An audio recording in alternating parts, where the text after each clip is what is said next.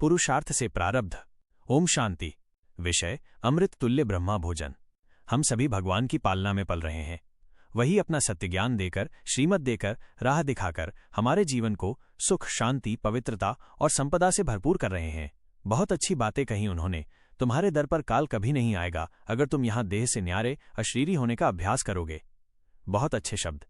मैं तुम्हें देह से ऐसा मर्जीवा बना देता हूं कि 2 युग तक तुम्हारे द्वार पर कभी काल नहीं आ सकता।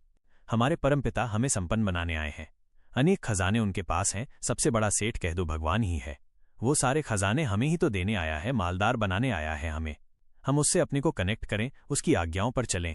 पर आज हम विशेष ध्यान दिला रहे हैं सबका भोजन पर। यज्ञ का भोजन, ब्रह्मा वत्स का भोजन ब्रह्मा भोजन कहलाता है, जिसके लिए दिखाते हैं कि देवता भी उस भोजन की ओर आकर्षित होते हैं, उसका पान करना चाहते हैं। उसके पान करने से ही वो मनुष्य देवता बने थे, इसलिए बहुत महत्व है उसका। भगवान ने हमें कहा, जब तुम्हें योग युक्त भोजन मिलने लगेगा तुम्हारी सेवाएं बहुत वृद्धि को प्राप्त करेंगी, क्योंकि पवित्र ब्रह्मा भोजन को खाने से सबके हृदय शुद्ध होने लगेंगे, आकर्षण हो जाएगा तुम्हारा। सेवा के स्थानों पर तो हम सभी का परम कर्तव्य है कि हम भोजन बनाते हुए बहुत अच्छा योग युक्त होकर बनाने का अभ्यास करें। जो ब्रह्मा वत्स हैं उन्होंने सुना होगा, जगदम्बा सरस्वती जब थीं, भोग के दिन, गुरुवार के दिन खुद किचन में जाकर भोग बनाया करती थीं, क्योंकि वो तो सबसे बड़ी योगिनी थी। हमारा भोजन, हमारा पानी, हमारी सब्जियां, अन्न हमारे वाइब्रेशंस को तत्काल ग्रहण कर लेता है। प्रकृति में ये बहुत बड़ी शक्ति है, वो हमारे वाइब्रेशंस को तुरंत ग्रहण करती है। हम इसका फायदा उठाएं। इसलिए जब भोजन बनाएं, कई तरीके हम अपना सकते हैं। सर्वशक्तिमान से कनेक्शन जोड़ दें। फील करें उनके वाइब्रेशन हमें आ रहे हैं। बस वो हमारी आंखों से हमारे भोजन में समाते जाएंगे।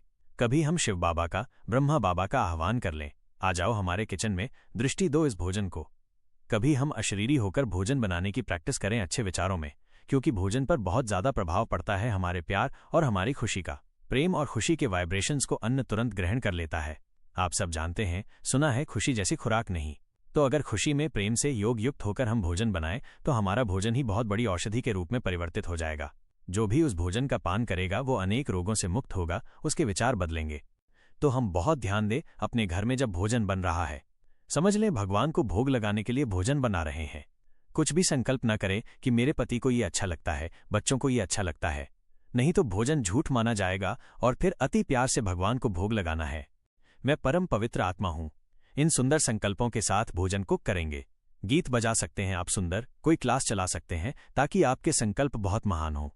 उस टाइम टेंशन में, परेशानियों में, क्रोध में यदि आप भोजन बना रहे हैं तो आप अपने भोजन को जहरीला कर रहे हैं, उसका स्वाद भी नष्ट कर रहे हैं। ऐसा भोजन कभी स्वादिष्ट भी नहीं होता। प्यार का, खुशी का स्वाद, पवित्रता का स्वाद भोजन को बहुत स्वादिष्ट बना देता है। इसलिए अपने अपने घरों में ऐसा ब्रह्मा भोजन बनाएं। सेंटर निवासी भी ऐसा भोजन बनाएं। जिनका योग अच्छा है वे भोजन बनाएं। जिनकी प्योरिटी बहुत अच्छी है, जिनका चित्त निर्मल है, जिनके चित्त में प्रेम और खुशी का संचार रहता है, वे भोजन बनाएं तो ये भोजन ब्रह्मा भोजन अमृत तुल्य हो जाएगा। ओम शांति।